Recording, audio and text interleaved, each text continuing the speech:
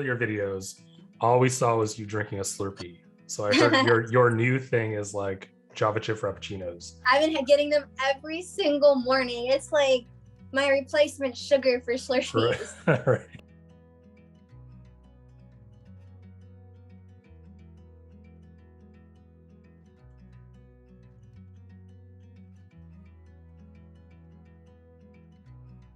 Hey everybody, my name is John Martinez. Welcome to another edition of If Portraits Could Talk. This is the show where we interview and draw your favorite artists, creators, musicians, and actors. Today's guest is the very special Autumn Rose. You might know her from TikTok, Instagram, and YouTube. She rides shotgun on the UPS truck with her partner Keith, delivering packages with extreme happiness. Welcome to the show, Autumn. How are you doing? Hi, John. What's up? Nothing. It's a pleasure to meet you, man. Again. You too. Yes. Yeah, we had some technical difficulties, but we got through it. We're here now. Tell me a little bit about yourself and what you do on TikTok and Instagram and YouTube. Just a quick, brief background. Yeah, brief background. What I do on TikTok and Instagram is I just promote to enjoy the little things. I don't really have a niche, I'd say. I don't know. I show different parts of my life. I try not to just have one thing that I do. I've noticed that my page very much so has seasons to it. And I try to show my hardships that I go through on top of the things that I enjoy in my life. So that's kind of what I just try to push onto my page, is just to enjoy the little things and to be okay with the hard things that come too. I feel like a lot of people get a lot of joy out of your videos. I know I do, because whenever I see your stuff, I'm like, oh man, this is awesome. Like, it always gives me a smile. Oh, well, thanks, man. I actually had a question for you. Okay, yeah. What video initially drew you into my page? Like, what was it that made you go like, I'll follow her? So I saw the UPS videos, and those were awesome. But the one that really drew me in was when you were passing flowers out. Oh, really? On your route, yeah. I was like, this girl is like, she is so full of heart, and that's what that was so much fun. That earned a follow like right away. Oh, I mean, I was already following you before that, but like I would have followed you like more and more. Right, like, that was the one that made you go like, yes, she's all right. Not too shabby. That's cool. I appreciate it. I actually wanted to ask you about that. Like, what made you do that? Like, do you remember? Who doesn't want to get flowers? So My thing is like on holidays or in like random moments, I try to pass out flowers to like random people. So like just recently at my gym, I gave a lady a bouquet of flowers there. And then at Tony's, I noticed one of the workers there kind of had been going through like a hard time the past few days. I had no idea what it was, but she was just kind of carrying it. So I went to Kroger, and before I picked up my breakfast, I gave her a little bouquet of flowers too. And I just think that those little things and letting people know that like, hey, I see you and you're doing really good. Like you're still here at work, you're still doing what you need to do.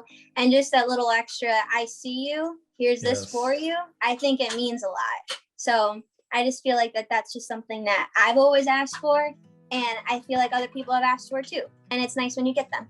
In your earlier videos, all we saw was you drinking a Slurpee. So I heard your new thing is like Java chip frappuccinos. I've been getting them every single morning. It's like my replacement sugar for Slurpees. Right. And it's so crazy because when I first started drinking them, like my boyfriend was like, he's right next to me. He's doing a lamp right now. I'm trying to get a lamp set up. But nice. He was like, I'm going to get you into coffee one day. Like one day you're going to start just slowly drinking it. Well, when I was letting go of Slurpees, like I didn't just want to drink water in the morning. I still wanted something else. And so we went to Starbucks while we were up north, and I had just like a grande, a little one. I was like, I guess I'll try it.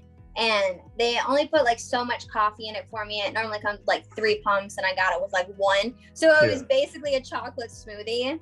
And then each time I went, I was like, okay, you can do 2. Okay, you can do 3. And now I'm at 5 pumps. I'm like, oh my gosh. How has the success of your TikTok changed your life, and what does it mean to you? That's a good one. How has the success of my TikTok changed my life? It's definitely changed my life for the better. Like I noticed like when I go out, people, recognize me a lot more, which is really cool, but it's not even just like that. I have a lot more time to help out my family members. So I do that, I feel like, so much. Like every single day there's something that I'm doing to help out somebody, that, and I can like record it and film it and just be like, this is what I'm doing today. And I'm able to help out more people in general. So I've just found that it's given me more time to live a really good like life and helping the people around me, which has been really nice, and strangers too. I just feel like I take that extra time now to really pay attention to the people around me, compared to like when, I don't know, I want to say like when I did like have a job, and like when you do go into a job and you work all day with people, it's mentally and like physically draining. Yeah. It's really like because I just remember having to go into JCPenney and to DSW and to Dick's, like all these places I'd worked. And afterwards, you have no motivation to do your hobby, to do the things that, you love, which really sucks, because you've spent all day now talking to people that you don't really care to talk to, but you have to, and like asking them to sign up for a rewards program, knowing that it's going against things that like you believe in and it doesn't align with your values and who you are. And I just found that like, this is what I want to do. This is what I love. This is what I've worked toward to do. So prior to doing TikTok, I spent about a year working really hard to like save up money. And then I spent the following year, I was like working 4 jobs that year, but I spent this past year working, it wouldn't be this year, but the year prior, I spent that whole year working at UPS in the morning up until like, I'd get up 3:30 a.m. and then work until about 9 a.m., come home, take a shower, and then I'd spend the day filming, like doing TikToks and stuff like that. And I tried to make it so that I could work until I could support my hobby. And my hobby, was then funding the things that I wanted to do more so of. So when I was sharing story times about my life, I then shared a story about Keith. And then the story about Keith unfolded of me being like, he's a pessimist, I'm an optimist, I can't wait to get back on the truck with him. Right. And then that just unfolded everything. And then I actually was supposed to like do some stuff with UPS afterwards, and it kind of all just fell through in the end. But I'm supposed to be hopefully getting hired back again in November, so I ain't gonna say nothing yet about it. Hopefully they better. Like, it would be nice, but it's cool. It would promote them greatly, I would think. And hopefully something comes of it this year, but if not, I have other goals in mind that I'd like to do. But then I shared the story about Keith, and everything unfolded from there. And I was able to now do UPS for fun. I could record what was going on the truck and like having a good time. And I was doing that anyways. Like the year prior, him and I had so much fun on the truck. Well, I mean, I had a lot of fun on the truck. I'm sure he was annoyed. And then when it came this following year, I was able to get on the truck, start filming everything. And TikTok came out with like the creator fund and everything. And it kind of all just unfolded in itself. And towards the end of me working at UPS in the morning shifts, I had to quit halfway through when everything started happening with TikTok, because people felt a certain way about the whole thing, and it made work in the morning kind of difficult. So then I just cut that off and just started doing driver helping full time, well, like part-time. And right. I would record I would edit before I went on the truck, and then I would edit as soon as I got off the truck. So like it was just a full cycle. Like felt like I woke up, edited, got on the truck, got off, edited, posted, slept. Like it just felt like that was my life. And it's kind of just like what it's turned into. I wake up, I go to the gym, film everything that I did, post it. And that stuff takes so much time, but it's so much fun. It's what I wanted to do. It's what I want to wake up doing. It's what I love. And I'm just extremely thankful for the people that have supported me up until this point to let me be able to do this. Because I do just want to spread good and like be there for people in the most and best way that I can. And because of everything that's happened and the support that I have received from all of these gems and like just all of you guys in general has been amazing and breathtaking. I'm kind of speechless about it still to this day. So Keith, how is Keith? Can we get a little update on Keith? How's he doing? Have you heard from him? He's doing good. I don't speak much on his part because that's Keith. Yeah. But I just out of respect, I don't do that much, but he's doing really well. I'm so proud of him. He's still working and doing his thing. And I gave him a fan to wear on the truck and stuff because it gets so hot back there during the summer. But him and I still check up on each other periodically. Can you tell us a little bit about your like initiative where you collect the cans and bottles and stuff like that? Yeah. So about, I would say last summer, I was like joking on my TikTok that I was broke and that I went to my mom's and she gave me cans. So I was like, now I'm not broke anymore. Like I took cans back, I got money. And then a bunch of people liked the video and was like, I'll send you money, I'll give you money. Like, and I'm like, what? I'm like, I'm not like, it was just a joke. And I was like, well, if people are willing to donate so easily to me, I'd rather try to redirect them to a place they could donate to instead of just to me. And I found San Jose's World Central Kitchen, and they have made food and supplied food for like every natural disaster that this country, and I believe other countries, have had. And they've been there for victims of natural disaster for years. And they've never had a scam. They've never had like issues like that. So I was like, this is an amazing organization that I'd love to get behind. So I emailed them a few months ago, and we were able to build like this kind of page together. And I was able to be like, okay, guys, if you want to donate, if you want to, if you want to recycle cans, it doesn't need to be for cans. If you just want to give $10 away, the link is in my bio. I'd appreciate if you guys did that. And on top of that, I'm like, and it's promoting recycling in a way. Gets people to want to go and do something. And it also helps out all of my family members, because I just started off with my mom because it helped her and my dad. And then I was like, it helps you guys for me to like take cans back. And they're like, oh yeah, that's one less thing that we have to do. And you can just keep the money and do what you want with it. So then I was like, well, only cans. Like that has a ring to it. My Aunt Angie had seen that I was doing cans and stuff. And she was like, oh, Mija, please take my cans. It builds up so much. Like I would really appreciate if you can come by and get it. So I went to her, and then it started just slowly unfolding within my family. And now I just go around and pick up everybody's cans, take it back, and I make about almost $100 every time I go. And it just goes right in the only cans jar. Okay, so here's my question. I always ask everybody, I like getting this because it kind of gives you a little sense of the person, how they think a little bit. All right. So if you were a potato, how would you want to be cooked and why? At the moment you say potato, I think baked potato. I like baked potatoes with butter. Outback, Applebee's, baked potato with butter. Oh man, I'm so hungry. I'm not gonna lie, I'm supposed to be eating after this. I have this little thing of M&Ms that's pushing me through right now. If you could collaborate with anybody in the near future, who would it be? Dogface, because I was supposed to, and it ended up falling through. Oh no. It was only because of like injuries and stuff. To him? No, it was on this end. Oh. So yeah, I did see your appendicitis thing. How's that? I'm doing great. I'm taking my medication. I'm almost done with it. And Awesome. I'm feeling just fine and dandy. My boyfriend hadn't cut his hand. I wouldn't have gotten it checked out as soon as I did. I just did it because like I had a kidney infection like, I don't know, 2-3 years ago.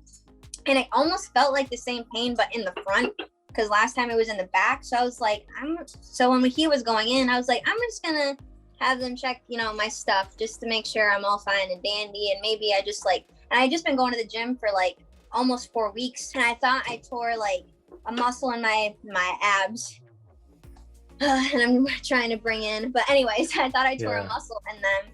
And I didn't. They did a urine test on me. I didn't want to say that, I'm sorry. But they did that. And they were like, yeah, you're showing signs for early appendicitis. You need to go to the ER and they're going to check you right away. And I was like, okay. So I went there, they did all the tests, and they were like, you do have early appendicitis, but it's not inflamed. You're not like to the point of anything that we can do for you. So then I made an appointment with my primary care, got that all taken care of. And they were like, it's so early. Like most people just completely ignore it because it does feel like a cramp. It doesn't feel like it's anything. They're like, so you did good. And I was like, sweet. So I had appendicitis when I was in 6th grade, and that's not something you can ignore. It was the most painful thing I've ever felt in my life. I thought I was dying. And like my mom sent me to school because she thought I was faking it.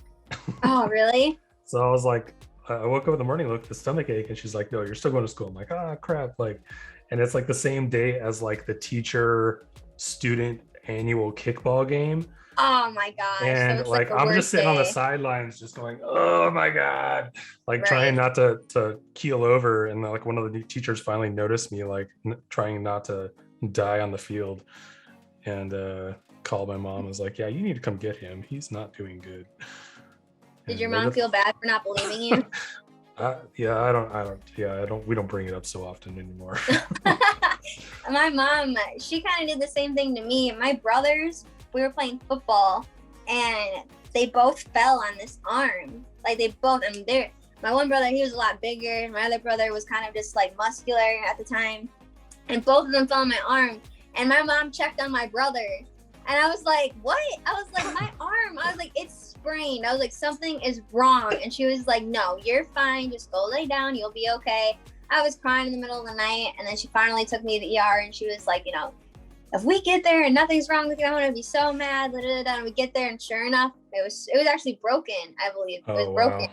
And so she was like, I'm so sorry. I am so sorry. That is horrible. I'm gonna talk to your brother when we get home. And I'm like, like, whatever. You checked on him, you didn't even check on me. If you can have any superpower, but only for one day, what would it be? What would you do with it? I've always said this would be a long-term superpower, so I guess I'll put that to rest. Okay. Short-term superpower, huh? We'll do the short one and then we'll see what your long term is. The short one, I guess, I don't know if I'd want to like, I feel like I'd want to fly but then I'd want teleportation because I would just want to be able to see as much as I could. You know, I think that's what I would want to do. I wouldn't want to read people's thoughts. That's going to ruin my day. I think I would just want to see as much as I could. I think that would be really cool. Long term though, I'd want lava to come out of my left hand.